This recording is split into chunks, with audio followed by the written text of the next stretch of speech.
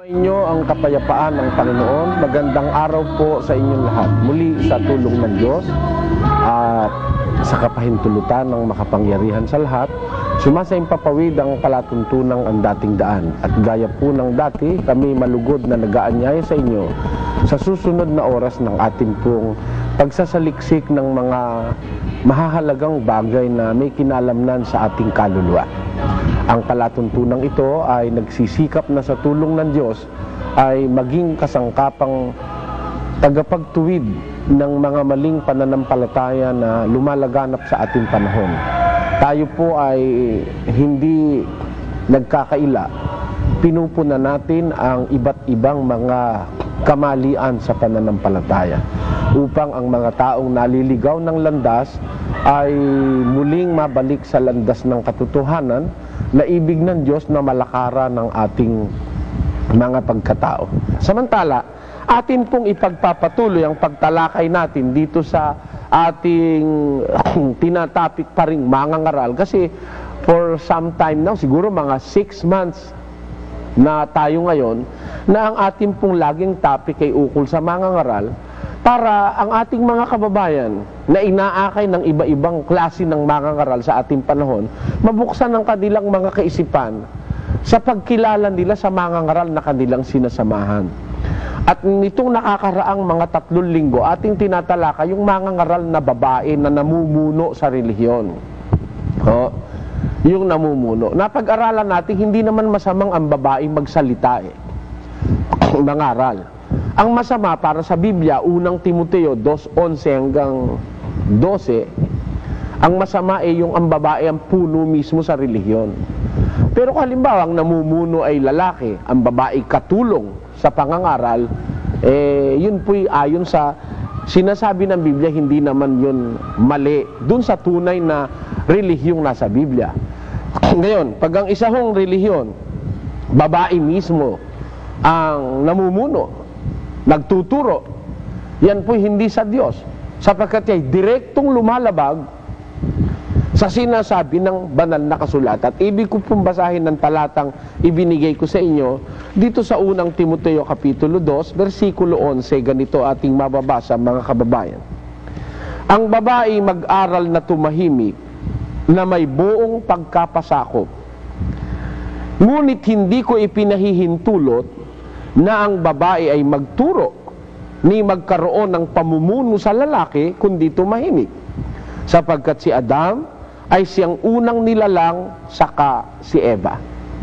Ito po'y maliwanag na katwirang sinasabi ng apostol na si Pablo na hindi niya ipinahihintulot ang wika na ang babae magturo o magkaroon ng pamumuno sa lalaki kundi tumahimik. Anong dahil? Anong dahil? Sapagkat si Adam ang wika, ang unang nilalang at saka si Eva. At ang lalaki, si Adam ay hindi nadaya, kundi ang babae nang madaya ay nahulog sa pagsalangsang. Yan po ang ating nabasa. Kaya, ang aking pangako sa inyo, aalamin natin yung mga relihiyon at mga iglesyang ang namumuno ay babae. Ang nagtuturo ay babae, para kayo mayroong guide sa pagkilala sa mga relihiyong inyong sasaniban o sasamahan. Kahit na hindi kayo sa amin sumama, mga kababayan, kaligayahan na ng aking kalooban na at least makilala nyo yung mali para mabawasan ng puwersa yung mali at ang makapamayani sa ating mundo'y yun tama. Kasi po, pag wala ng kikibo at pupuna sa mga kamalian sa relihiyon, tuloy-tuloy na lang na madadaya ang ating mga kababayan. Gaya ng nangyari sa panahon ng ating Panginoong Jesus. Dinatnan po niya ang Israel na nasa ilalim ng panluloko, tandaraya ng mga iskrib at mga fariseo na nagpapakunwaring mga mangangaral ng Diyos.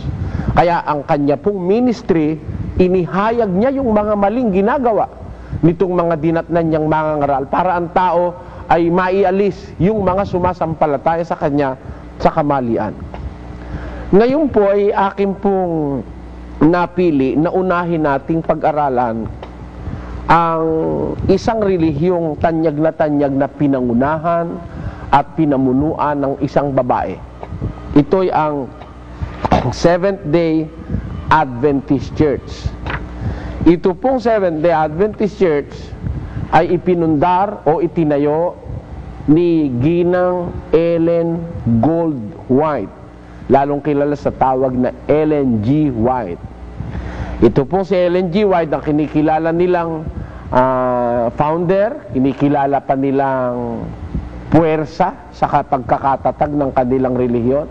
At higit sa lahat, ito pa ang kanilang propeta na sinusunod sa buong panahon ng Seventh-day Adventist Church. Meron ba tayong pruweba sa ating sinasabi na si Ginang Ellen G. White ang kinikilala nilang nagtayo ng kanilang relihiyon? Dito po sa isang talata o sa isang pahina ng kanilang libro, at ito po'y Seventh-day Adventists Believe, a Biblical Exposition of 27 Fundamental Doctrines of the Seventh-day Adventist Church. Ang sinasabi nila kung sino ang nagtayo nito, eto po, sa pahina 226, ganito ang ating mababasa sa kanilang aklat. Hindi ho paninira ito, mga kababae. Inuulit ko, wala tayong anuman laban sa mga Sabadista. Mayroon po akong mga kaibigan Sabadista. At sila na may kung pag-uusap ay panlaman ay mababait naman sila. Ano ho? Mas mababait naman sila kaysa dun sa ibang maliring iglesia dyan sa tabi-tabi riyan. Ngayon, itong mga Sabadistang ito, ang hindi nalalaman ng kanilang mga miyembrong ordinaryong miyembro dito sa Pilipinas, itong sinasabi ng kanilang aklat. Ito ho, ating mababasa sa pahina 224 ng kanilang 27 Fundamental Doctrines. Dito po sa bandang ibaba, ganito ang nakasulat. The gift of prophecy was active in the ministry of Ellen G. White, one of the founders of the Seventh-day Adventist Church. Ayan.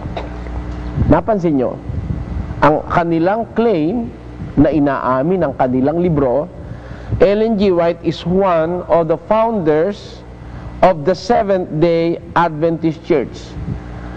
By implication, makikita ninyo na lumalabas maraming founders itong Seventh-day Adventist Church. And one of the founders of the Seventh-day Adventist Church is Mrs. Ellen G. White.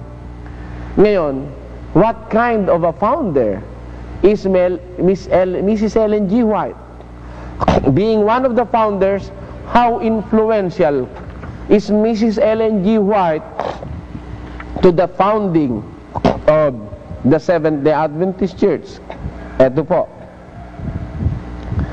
Her influence shaped the Seventh-day Adventist Church more than any other factor except the Holy Bible. Ito po. Inaamin ng kanilang aklat na ang influensya raw ni Mrs. Ellen G. White ay siyang humugis sa pagkakatatag ng Seventh-day Adventist Church o yung Iglesia Sabadista more than any other factor except the Bible. Napakalakas po pala ng impluensya ni Mrs. Ellen G. White sa pagkakatatag ng iglesia nila. Ano ang tawag ng kanyang mga kasama sa kanilang iglesia? Itaas po natin.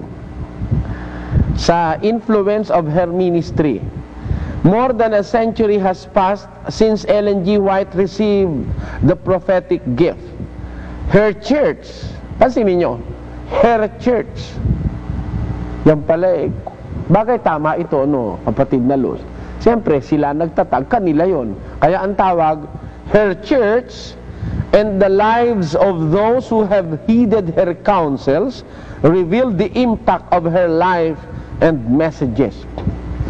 Ngayon, ang kanya ikang iglesia at ang buhay ng mga taong duminig sa kanyang mga payo ay nagpapatunay o naghahayag ng impact o ng kapangyarihan ng kanyang buhay at ng kanyang mga mensahe. Talagang malaki ang tiwala nila kay Ellen White. Ano? Bakit? Biro mo, tinatawag nila yung Iglesia Sabadista, her church. Iglesia ni Ellen G. White. Bagay, tama yun sa Biblia. Siyempre, kung sino yung nagtayo, kanya yung iglesia na itinayo. Kaya, itong Iglesia Adventista po, hindi sa Diyos ito, mga kababayan. Ito po'y itinayo ng tao at ang may-ari nito yung mga tao rin. At ang isa sa unang-unang may-ari nito ay si Ellen G. White. Kaya ang tawag ng kanilang libro, Her Church. Ngayon, titignan natin sa Biblia. May karapatan ba ang tao na magtayo ng iglesia, mababae o malalaki man? Pakinggan nyo sa isang talata ng awit, sa 127:1, merong ganitong pangungusap ang kasulatan at akin pong babasahin, mga kababayan. Malibang itayo ng Panginoon ang bahay, walang kabuluhang nagsisigawa ang nagtatayo. Malibang ingatan ng Panginoon ng bayan, walang kabuluhang gumigising ang bantay. Pansin ninyo ang pangungusap na ito, mga kababayan. Ang sabi po ng Biblia, malibang itayo ng Panginoon ang bahay, walang kabuluhang nagsisigawa ang nagtatayo. Sa makatwid, yung pagtatayo ng bahay, ang Diyos lamang ang may karapatang magtayo nito. Alin bahay ito? Kasi yung ordinaryong bahay, abay, naitatayo ng tao yan. Yang mga bahay, kahit na kubo, kahit na mansyon, kahit na kondominium, kahit anong klaseng bahay na tinitirhan ng tao, kaya pong itayo yan ng tao. Kaya nung sabihin dito sa awit na malibang itayo ng Panginoon ng bahay, walang kabuluhang nagsisigawa ang nagtatayo, anong klaseng bahay ito?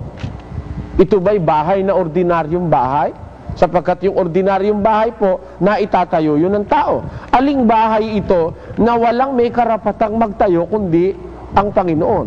Pakinggan nyo ang interpretasyon ng Biblia sa unang Timoteo Kapitulo 3, versikulo 15. Ngunit kung ako'y magluwat ng mahabang panahon, ay upang maalaman mo kung paano ang dapat sa mga tao na ugaliin nila sa bahay ng Diyos, na siyang iglesia ng Diyos na buhay at haligi at saligan ng katotohanan.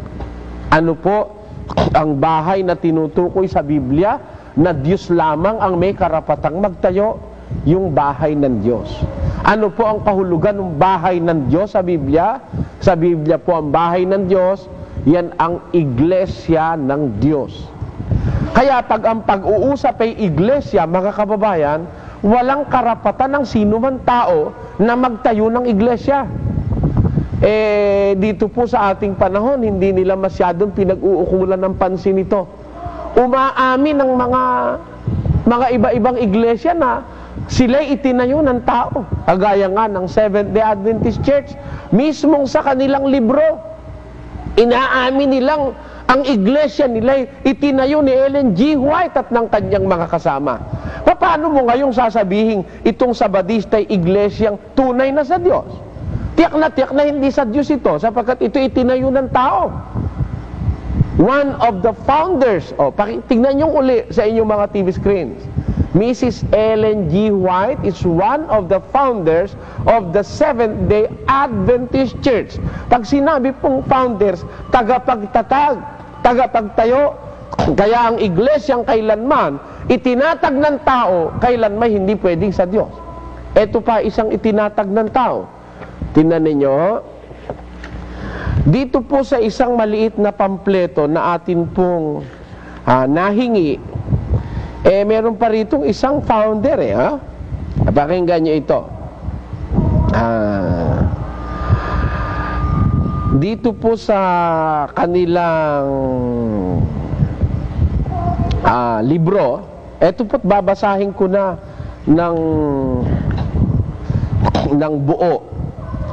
Reverend Lenny Villanueva Buan is the pastor of faith in Christ Church in Los Angeles, California.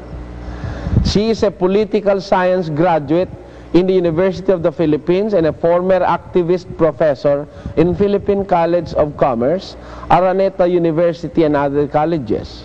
She was instrumented by God in the conversion of her brother, Reverend Eddie Villanueva, a former radical activist, atheist, now the pastor and president of Jesus is Lord Fellowship, considered as the largest church in the Philippines today. Scores of people have been delivered from habits, vices, and alcoholism in her ministry through the mighty anointing of the Holy Spirit. She emphatically emphasizes healing by the Word of God and by the actual process of deliverance. Ito po, isa sa mga iglesia na ang nangunguna ay babae, ang namumuno ay babae, ay yung iglesia ni Cristo sa Los Angeles, California, at yan po ay pinangungunahan nung kapatid ni Ginoong Eddie Villanueva na siya namang namumuno rito sa ating bansa doon sa tinatawag na ano ba yon, yung Jesus is Lord Fellowship, yung mga JIL people, yun pinangungunahan ni Ginoong Eddie Villanueva. Yung kanya palang kapatid, yan naman ang pastor in faith, pastor of faith. Yan, siya ang taga-akay sa pananampalataya nung mga iglesia raw ni Cristo doon sa Los Angeles, California. Ayan. Kaya ito pong iglesyang ito, ang namumuno doon sa iglesia ni Cristo sa Los Angeles, California, si Ginang Reverendo. Ano ba ito? Reverendo ba ito? Babae kasi, Reverenda kaya? Reverendo Lenny Villanueva Buan. Tingnan nyo sa yung mga TV screens. Lenny Villanueva Buan is the pastor of faith. Siya raw ang pastor ng pananampalataya. Sa bagay, sa tunay na iglesia ang pastor ng pananampalataya si Kristo. Pakinggan nyo. Pinalitan niya lumalabas kasi kanila namang iglesia yun Sila nagtayo nun. Eto, pakinggan nyo kung sino ang pastor sa pananampalataya sa tunay na iglesia. Minsan yung ibang mga tao inaagawan si Kristo ng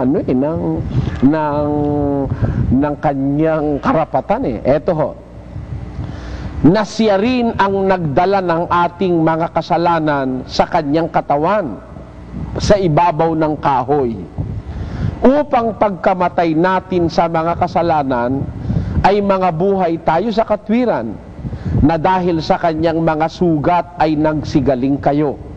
Ayon, ito ang tinutukoy po si Kristo.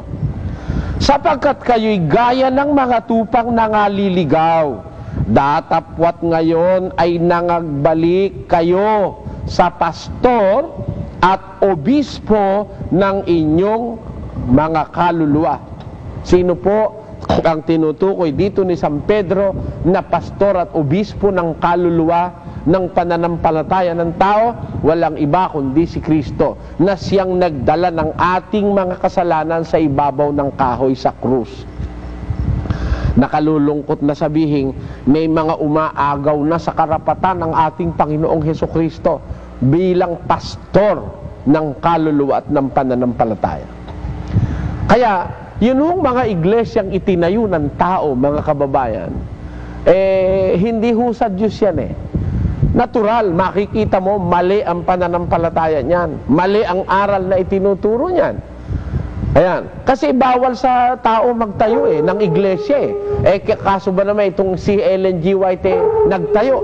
At pati itong si Ginang Buan, siya rin pala ang pastor ng pananampalataya doon sa Iglesia ni Cristo sa Los Angeles, California. Ngayon, hindi lang po yan. Meron pa ibang mga nagtayo ng iglesia nila, kagaya ng Iglesia ni Cristo ni Ginoong Felix Manalo. Tingnan ninyo ang kanilang rehistro. At inaamin nila rito na si Ginoong Manalo at ang kanyang mga kasamahan ang nagtayo ng kanilang iglesia. Ayon sa kanilang rehistro, that the founders of this society are the following: Felix Manalo, residing in etc. etc. etc. Tingnan nyo sa inyong mga TV screens. The founders of this association, organization, or society, ang nagpundar, nagtatag, nagtayo ay ang mga sumusunod, si Ginoong Manalo, si Ginot Ganire, etc. etc. Kayo na po ang bumasa sa inyong mga TV screens. Kaya itong Iglesia ni Cristo na natatag dito sa Pilipinas, ang nagtayo rin tao, mga kababayan. Samantalang inuulit ko ang sabi ng Biblia, malibang itayo ng Panginoon ng bahay, walang kabuluhang nagsisigawa ang nagtatayo. Ang bahay na tinutukoy na ang Panginoon lamang ang may karapatang magtayo, walang iba kundi ang Iglesia. Unang Timoteo 3:15. Iglesia, ang bahay ng Diyos, ang Iglesia ng Diyos. Kaya po, pagdadating na sa Iglesia, walang karapatang ang tao'y magtayo ng kanyang sariling Iglesia. Ang ating puntungkulin sa ating panahon, hindi tayo magtatayo ng Iglesia, kundi aanib tayo, sasanib tayo doon sa iglesyang naitayo na ng una. Pakinggan nyo.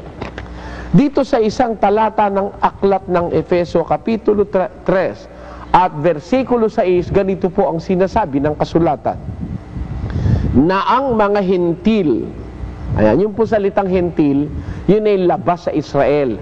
Labas dun sa mga unang lingkod ng Diyos. Kaya po tayong mga Pilipino, klasifikado tayo, ayon sa Biblia, kabilang tayo sa mga hintil.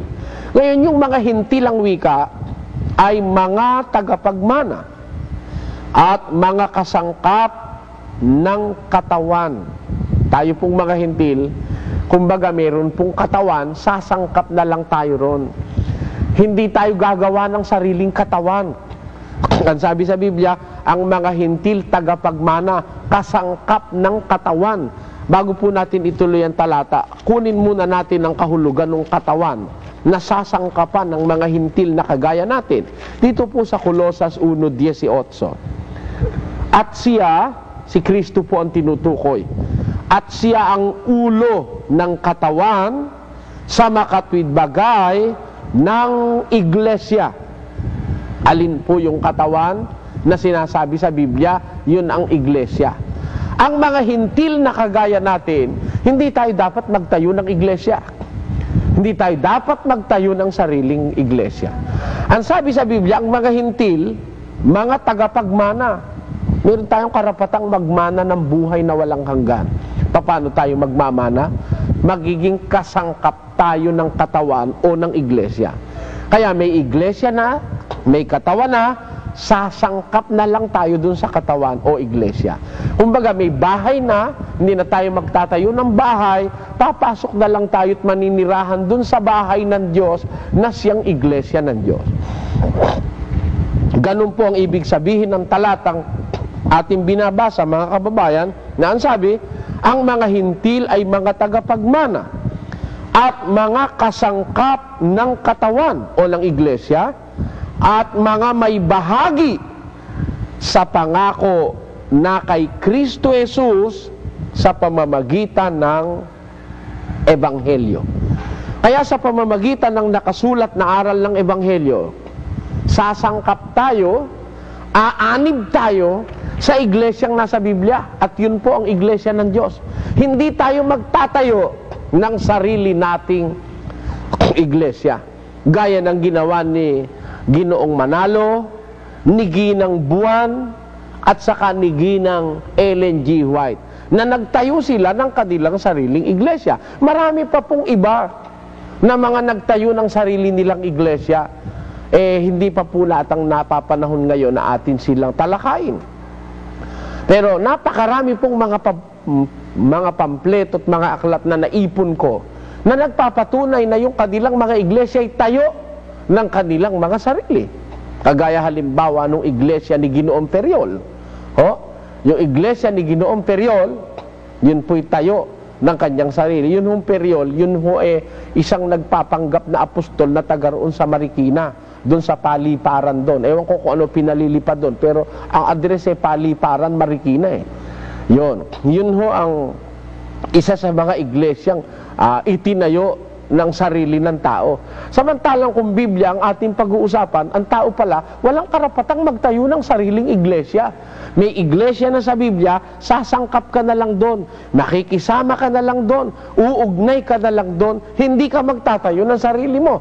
Sapagkat pag nagtayo ka, ano ang kahulugan nun? Pakinggan nyo, sa isang talata ng aklat ng mga taga-Roma, sa kapitulo 10 at versikulo 2 hanggang 3, ganito po ang pagtuturo kung ano ang kahulugan pag ang tao nagtayo ng sarili niyang iglesia. Ang sabi ganito, sapagkat sila'y pinatototohanan ko na may mga pagmamalasakit sa Diyos, datapwat hindi ayon sa pagkakilala, sapagkat sa hindi nila pagkaalam ng katwiran ng Diyos at sa pagsusumakit na maitayo ang sariling kanila ay hindi sila napasakop sa katwiran ng Diyos. Nakita nyo? Yung palang nagtatayo ng sarili, yun ay kahulugan, hindi pagpapasakop sa katwiran. Paghiwalay sa katwiran, yung magtayo ka ng sarili mo. yung sarili mo ang ipundar mo. Ang ipangaral mo, yung sarili mong naimbento, yun hindi pagpapasakop sa katwiran ng Diyos. Kaya nga sabi ni San Pablo, sapagkat ang wika sa hindi nila pagkaalam ng katwiran ng Diyos at sa pagsusumakit nilang maitayo ang sariling kanila. Nagtayo sila ng sariling kanila, hindi sila napasakop sa katwiran ng Diyos. Yan ang nakakalungkot, mga kababayan. Kaya itong iglesia ni Kristo ni Ginoong Manalo, na ayon sa rehistro itinayo ni Ginoong Manalo, bunga yan ng hindi pagpapasakop sa katwiran ng Diyos. Itong iglesia ni Ellen G. White, na iglesia Sabadista, na ang tawag dyan na Iglesia Adventista del Septimo Dia, yan ho'y tayo ng tao. Inaamin ng kanilang librong nagtayo niya na si Ellen G. White at ang kanyang mga kasama. Itong iglesia ni Cristo sa Los Angeles, California, na ang pastor of faith si Lenny Buwan, babae, yan po hindi rin sakop ng katwiran ng Diyos, mga kababayan ko na nakikinig ngayong hapon. Kaya, o ngayong araw na ito. Kaya tayo po dapat mag-iingat. Pagka ang isang iglesia, inaaminan nilang sila'y tayo ng tao, huwag na kayong mga kumatok man lang sa pintuan ng kapilya ng ganyang mga iglesia sapagkat ililigaw po kayo. Kaya kita nyo, itong tayo ni Ellen G. White, sa pangalan pa lang malina. Pangalan pa lang pangalan pa lang malina. Bakit? Eto, isang usapin nito sa pananampalataya. Yang pangalang itinatawag sa samahan, isa po yan sa doktrina sa Biblia. Yung pangalan. Akala nung iba, kahit ano gusto niyang itawag, pwede na. Agaya nung Rose of Sharon Fellowship, The Word of Truth Fellowship, Jesus is Lord Fellowship. Akala nung iba, kahit anong magustuhan niyang ipangalan, pwede na. Sa Biblia, hindi po ganon. Pakinggan niyo. Sa isang talata ng unang Korinto, sa kapitulo 4 at versikulo 6, ganito ating matutunghayan, mga kababayan. Ang mga bagay ngang ito, mga kapatid, ay inianyo ko sa halimbawa sa aking sarili at kay Apolos dahil sa inyo, upang sa amin ay mga tuto kayo na huwag magsihigit sa mga bagay na nangasusulat. Paano po ang pagkatuto sa pananampalataya na itinuturo ng kasulatan? Ang sabi ng mga apostol, sa amin, sa mga apostol, matuto kayo, ang wika nila, na huwag magsisihigit sa bagay na nangasusulat. Kaya, kung meron tayong matututunan by faith, hindi kailangang yung ating matututunan sa pananampalataya ay lagpas o labis o higit sa bagay na nakasulat. Ang lahat ng aral na nararapat matutunan ng tao, ipinasulat ng Diyos. Kaya, kailangan nakasulat. Yun hong Iglesia Adventista del Septimo Dia, kahit ho sa Henesis hanggang Apokalipsis, lalusin ninyong basahin. Wala ho kayong mababasang Iglesia Adventista del Septimo Dia, pangalan ng Iglesia sa Diyos. Wala po. Ang sa Diyos po, ang nakalagay, Iglesia ng Diyos kay Kristo Jesus. Yun ang pangalang nababasa sa Biblia. Iglesia ng Diyos kay Kristo Jesus. Pakinggan nyo't babasahin natin. Dito sa unang Tesalonica Kapitulo 2, versikulo 14, ganito po ang nakasulat, mga kababayan. Sapagkat kayo, mga kapatid, ay nagsitulad sa mga iglesia ng Diyos na nasa Judea kay Kristo Jesus. Ayon, Iglesia ng Diyos kay Kristo Jesus. Yun ho ang pangalang nakakapit sa iglesyang nasa Biblia. Tinatawag po yung Iglesia ng Diyos kay Kristo Jesus. Tinatawag yung mga iglesia ng Diyos. Tinatawag iglesia ng Diyos na buhay. Yun po ang mga nakasulat sa Biblia. Pero, Jesus is Lord Fellowship, wala ho sa Biblia yon. Ha? Iglesia Adventista del Septimo Dia, wala ho sa Biblia yon. Kaya nga pangalan pa lang itong Sabadista, mali na eh. Paano aasahan mo, tinayo ito ng tao? Ang sabi sa Biblia, yung nagtatayo ng sarili, hindi napapasakop yun sa katwiran ng Diyos.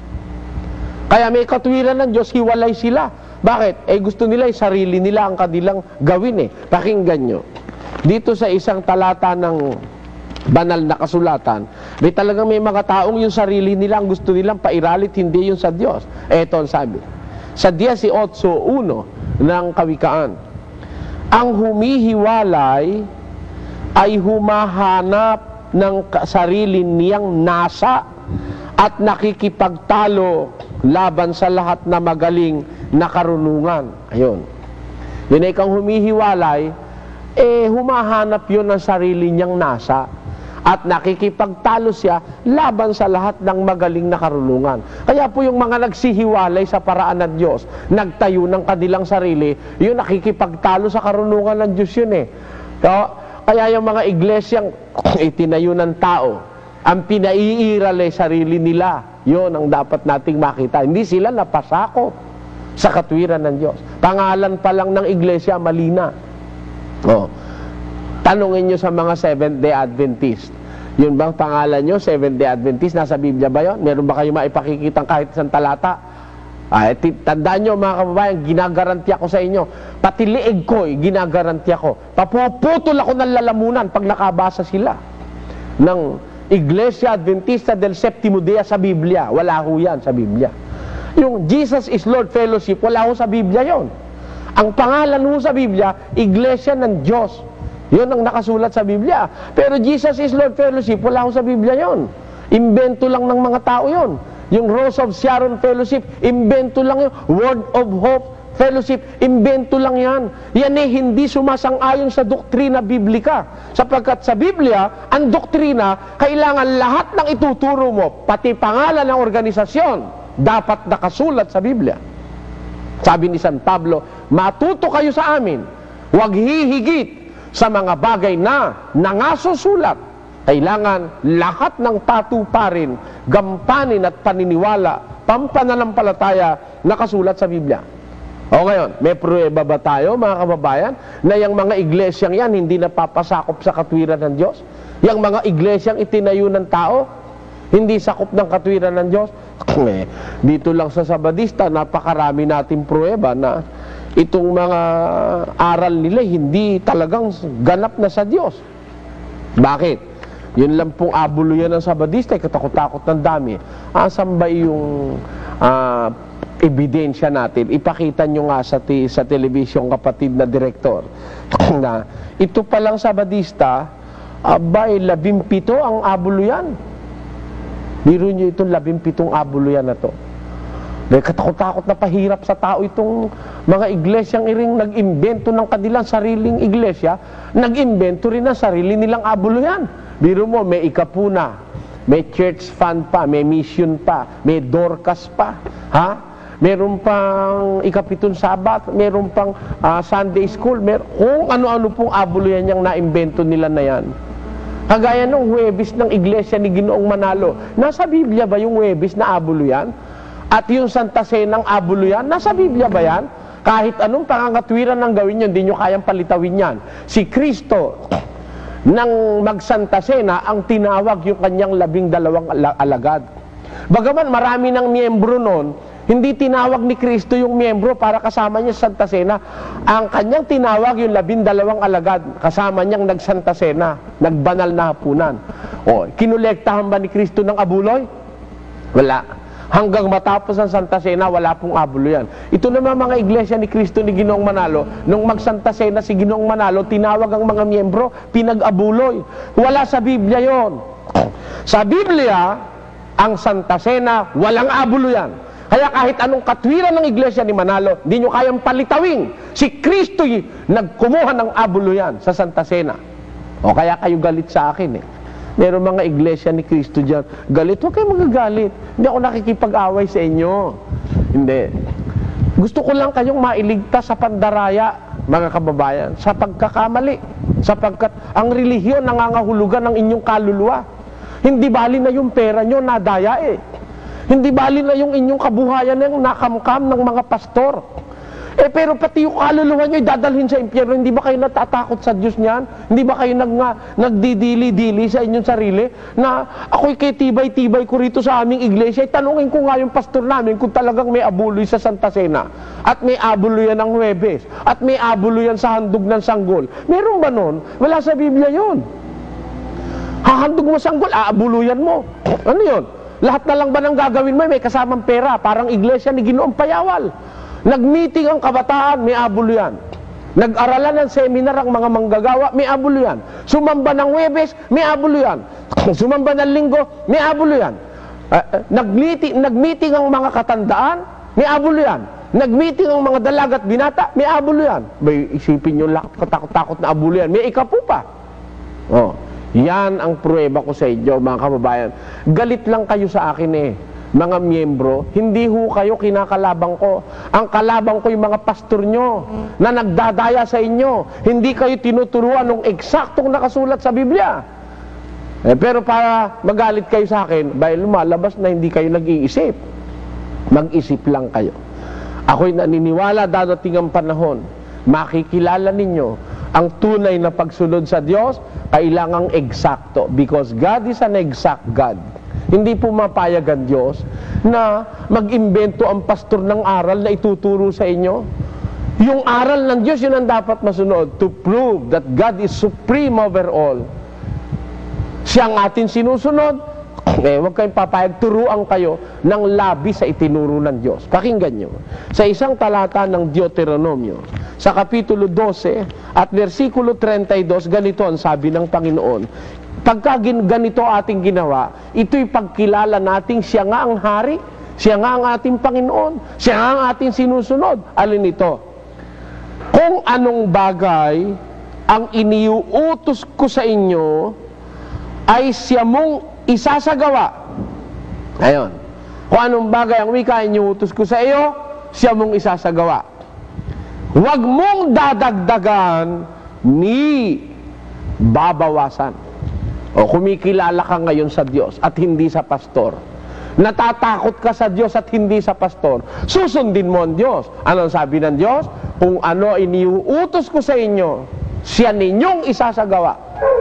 Huwag niyong dadagdagan, huwag mong babawasan. Kaya hindi po mapayag ang Diyos kahit na sino'y magdagdag o magbawas sa kanyang mga iniutos. Pagka kayo pumayag, mga kababayan ko, naturuan kayo ng may dagdag at may bawas, hindi ang Diyos ang kinikilala ninyo, kundi ang inyong mga pastor. Ang dinidiyos ninyo, yung mga pastor nyo. Di ba kayo kinikilabutan, mga kababayan Pilipino, na kayo'y dumyo sa mga taong kagaya nating nagkakamali? Kasumpa-sumpa sa Diyos yan. Pakinggan nyo sa isang talata ng Jeremias, Kapitulo 17, versikulo 25, ganito ang sabi ng Panginoon. 17:5. Ganito ang sabi ng Panginoon, sumpain ng tao na tumitiwala sa tao at ginagawang laman ng kanyang bisig at ang puso ay humihiwalay sa Panginoon. Ano po ang sabi ng Biblia? Sumpain ng tao na tumitiwala sa tao at humihiwalay ang kanyang puso sa Panginoon. Dapat po sa relihiyon, maging stricto tayo. Kaluluwa natin ang pinag-uusapan eh. Kaluluwa yan, kaligtasan yan. Ang pinag-uusapan sa relihiyon, yung eternity. Hindi 3 araw lang o 1 linggo, kaya 1 taon o 20 taon ang pinag-uusapan sa relihiyon. Ang pinag-uusapan sa relihiyon, yung eternidad na hinaharap. Kasi mapasama tayo at mapabuti, we are facing, inevitably, we are facing eternity. Napasama ka, ang punta mo'y eternal judgment. Napabuti ka, sa pamagitan ng pagtuturo ng mga ngaral na may takot sa Diyos, you are facing eternal life in the world to come. Kaya, ang pinag-uusapan sa relihiyon, eternidad, yung kawalang hangga. Pag ikaw ay napasama dahil sa manlulokong pastor, ang bagsak mo, parusang walang hanggan. Buhay ka rin doon, kaya nga lang nasa parusa kang walang hanggan. Ngayon, kung ikaw naman naakay ng mga ngaral na naturuan ka ng pagkatakot sa Diyos sa lahat, ang haharapin mo'y ligayang walang hanggan sa buhay na walang hanggan. Kaya, dapat niyong maintindihan mga kababayan, na kung ako man ay nagkakaganito, kung minsan sabi nung iba, nanggagalaiti raw si Soriano, tama ho yun. Kaya ako nanggagalaiti, kung alam nyo lang yung alam ko, kayo man manggagalaiti rin eh. Pinagluluko kayo eh. Biro mo, si Kristo, kung nagturo ng Santa Cena, wala namang abulo yan. Pagkatapos itong mga pastor na ito, nagturo Santa Cena, dinagdagan ng abulo yan. Naghandugan ng sanggol, dinagdagan ng abulo yan. Ha? May ikapu pa, may linggo pa, may webis pa, may kung ano-ano pa. Sa Biblia yan. Sa Biblia, wala ho yan. Ang nasa Biblia, yung unang araw ng sanlinggo. Magbubukod, magsisimpan, magbibigay ayon sa ipinasya ng puso. Yun ho ang nasa Biblia. Unang Korinto 16:1 hanggang 3, ikalawang Korinto 9:7 hanggang 8. Yun ho ang abulo yan sa Biblia. Pinagdadagdagan ng katakot-takot ng dami nitong mga pastor na ito. Ngayon, kayo ngayon ang nasa lagay ko, alam nyo yung nasa Biblia. Alam ko kung niloloko kayo kung hindi. Sino kaya ang matutuwa? Pag natuwa ako, wala akong pagmamahal sa inyo. Yung aking pagkagalit diyan sa mga pastor na yan ang pruebang mahal ko kayo dahil niluluko kayo mga kababayan, niluluko kayo ng inyong mga pastor. Tatandaan nyo, pag ang iglesia ay tinayo ng tao, lalo na't babae pa ang namumuno, hindi ho sa Diyos yung iglesyang yan. Bawal ng Diyos yung babae mamuno sa relihiyon. O kagaya nitong Seventh-day Adventist na itinayo ni Ginang Ellen G. White. Dito mapapansin nyo, ang iglesyang ito, mali Mali. Bakit? Pangalan pa lang mali. Puntahan natin ang lalong malalalim na turo niyan. Isa sa napansin kong turo ng Seventh-day Adventist, madaling-madali nyong makikitang mali. Eto't babasa ako ho. Those who read into the days of creation thousands of years or large indefinite periods of millions or even billions of years are questioning the validity of God's word, just as the serpent tempted Eve to do. Yun daw mga naniniwala na yung mga araw ng paglalang sa Henesis ay milyon o bilyon o libu-libong taon, yun daw kumu-question, tumututol sa pagkabalido ng salita ng Diyos. Bakit po? Ano ba ang paniniwala ng Sabadista tungkol sa creation o paglalang? Ituloy natin sa baba. What are the heavens?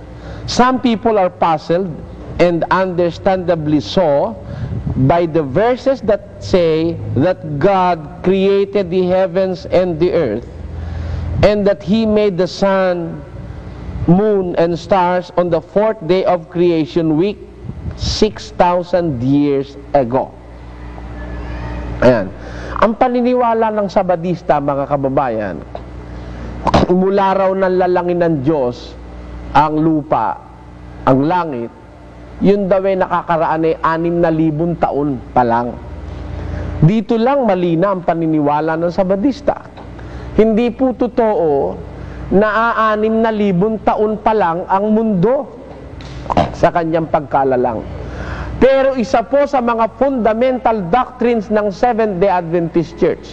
Palibhasa, naniniwala po sila sa Sabat, yung pangingili ng Sabat. Hanggang sa panahong ito, nangingilin sila ng Sabat. Kung naningingilin sila ng Sabat, iginigiit nila yung kanilang paniniwala sa Sabat. Ang kanilang naging konklusyon, mula daw ng lalangin ng mundo hanggang ngayon sa ating panahon, 6,000 taon pa lang. Which is very, very, very wrong. Bakit po? Magtitingin ka na lang sa mga discoveries ng modern science. Hindi ka naman niniwalang 6,000 taon pa lang yung mundo . Yun pong sinasabi sa isang issue ng Time Magazine na nakakita sa mundo. Kailan lang dyan sa may banda ng Africa, nakahukay ng skeleton. Ano ba skeleton? Yung bungo at yung mga buto, kalansay ng isang babae na nung kanilang isuriin, nang suriin nila, ipakita mo lang ito kapatid na direktora, nang suriin itong kalansay na ito'y umiidad ng 200,000 taon. Isipin nyo, 200,000 taon na yung kalansay ng babae. Paano nangyaring may kalansay na 200,000 taon sa mundo na 6,000 taon pa lang na ginagawa ng Diyos? Kaya yung paniniwala ng Sabadista na yun daw mundo'y 6,000 taon pa lang nalalalang, mali na yan . Mali po yan. Biblically, scientifically, patutunayan po nating mali yan, mga kababayan. I for one believe that the earth existed some millions of years ago. Probably even billions as scientists claims. Bakit? Tingnan ninyo. Yun yung mga dinosaurs. Yung mga dinosaurs na isang klase ng hayop na nabuhay dito sa mundo, ang sabi ng mga siyentipiko, milyon-milyon taon na raw nakakaraan nung mabuhay yung mga dinosaurs na yon. Yung mga dinosaurs, malalaking hayop, at meron naman pruweba, nakahukay ang arkeolohiya ng mga kalansay ng dinosaurs. At nang ito'y kanilang isubject sa carbon dating, nang kunin nila ang edad nito sa magitan ng isang makabagong pamamaraan na tinatawag na carbon dating, umiidad ang dinosaurs ng millions of years ago. How come that on this earth once upon this earth roamed creatures that existed 3, 30, or even 40 million years ago, when this world was only created 6,000 years ago, according to the Seventh-day Adventist Church? That is obvious. Hindi pwedeng may mabuhay dito sa mundo na ang edad milyon taon na, ito palang mundo'y na ginawa lang 6,000 taon nang nakakalipas. Para lang maigit-git nitong mga Sabadista yung kanilang Sabado, yung kanilang pangingili ng Sabado, nailigaw na sila sa paniniwala sa tunay na katotohanan. Ngayon, yung nadidiskubre ng siyensya, pwede ba natin? Pwede ba nating tutulan yan? Pwede ba nating pahindihan yan? Ang Biblia po at ang siyensya ay magkaugma, mga kababayan, sapagkat ang siyensya ay mga katotohanang natuklasan ng tao mula sa paglalang ng Diyos. Ang Biblia na may mga katotohanang nalagay na salita ng Diyos bago pa natuklasan ng siyensya. Halimbawa, kagaya nung natuklasan ng siyensya na yung mundo'y bilog, that the earth is round. Yan po, nang talagang mapatunayan ng taong ang mundo'y bilog at makita niya sa retraton talagang bilog nga ang mundo, noong 1960s, more or less mga 1969, nang makunan sa spaceship, nakunan na ang mundo'y bilog, nang pumunta yung 3 astronauts na Amerikano sa buwan, sila Neil Armstrong. Nang pumunta sila sa buwan, nakunan nila ang mundo talaga sa retrato, bilog. Nakita natin ang mundo, bilog. Noon lang talagang nakita ng tao, sa kanyang mata may retrato ang mundo na bilog. Samantalang hindi pa dumadating yung panahon ng 1969, nakasulat na po sa Biblia na talagang ang mundo'y bilog. Ha? Pakinggan nyo itong 40:22 ng Isaias. Siya ang nakaupo sa balantok ng lupa at ang mga nananahan doon ay parang mga balang. Ngayon, He that sitteth upon the circle of the earth. Di yung palang earth may circle. Bilog ang ibig sabihin. Tingnan nyo sa King James Version sa English. He that sitteth upon the circle of the earth. Ang mundo'y bilog. Kailan pa nakasulat ito? Libo-libong taon na nakasulat ito sa Biblia bago natuklasan ng siyensya na ang mundo'y bilog. Nagpapatunay na yung katotohanan nasa Biblia at yung natutuklasan ng siyensya magkasama. Yung natutuklasan ng mga siyentipiko. Magkaugnay. Hindi magka-kontra. Kaya po yung paniniwala ng Seventh-day Adventist, ang mundo raw ay 6,000 taon. Tatalakayin natin yan sa mga susunod nating pagtatapos.